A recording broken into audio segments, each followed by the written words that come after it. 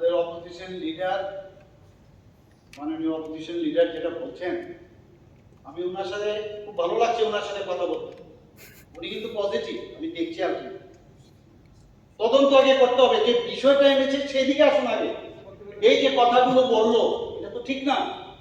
এই যে স্বপন বাবু, স্বপন প্রলয়, সেটা আদৌ বলেছি কিনা এই বিষয়টা নিয়ে কিন্তু আজকে কলিং অ্যাটেনশন। তারপরে বাকি বিষয় এটা সত্যাসত্য বিচার করতে স্যার আমি বলছি এই বিষয়ে বাইরে আন্দোলন হয়েছে, বোর্ডের সচিবের কাছে গেছে, চেয়ারম্যানের কাছে গেছে, অনেক ডেপুটেশন হয়ে গেছে। কেন করবে ছাত্ররা এটা? কেন করবে? মুখ্যমন্ত্রী যেহেতু দায়িত্ব নিয়ে বলেছেন, But re-examination has to be there. That part has to be cleared. Otherwise, আমরা কি বলবো? মানুষের কাছে আমরা কি বলবো? And also the letter which is to be written before 31st of March. এটা কিন্তু এই লেটারের একটা কপি আমি দিচ্ছি, এখানে বেঙ্গলি স্ক্রিপ্টের কপি দেওয়া হলো। প্লিজ আমি মাননীয় অধ্যক্ষ মহোদয়ের মাধ্যমে মাননীয় মুখ্যমন্ত্রীর কাছে আমি দেব। You please he has to reply on this. এবং হাউসকে এটার মধ্যে তদন্ত করার কি আছে? এই যে চিঠির মধ্যে এটা তদন্ত করার কি আছে?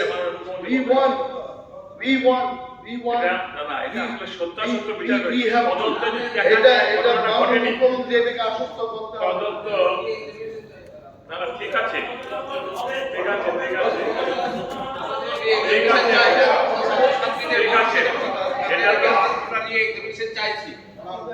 আমরা দেখেছি অতীতকালে অনেক এখানে তদন্ত হয়েছে, এগুলোর উপর দিয়ে কেন্দ্র সরকারের যে রিপোর্ট এগুলি মানে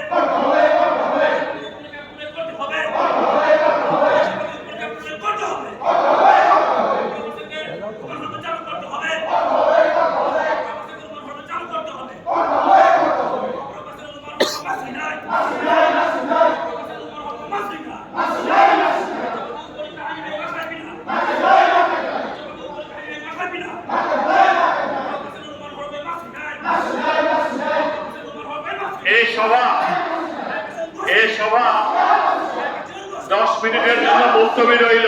এই সভা 10 মিনিটের জন্য মুলতবি করলো।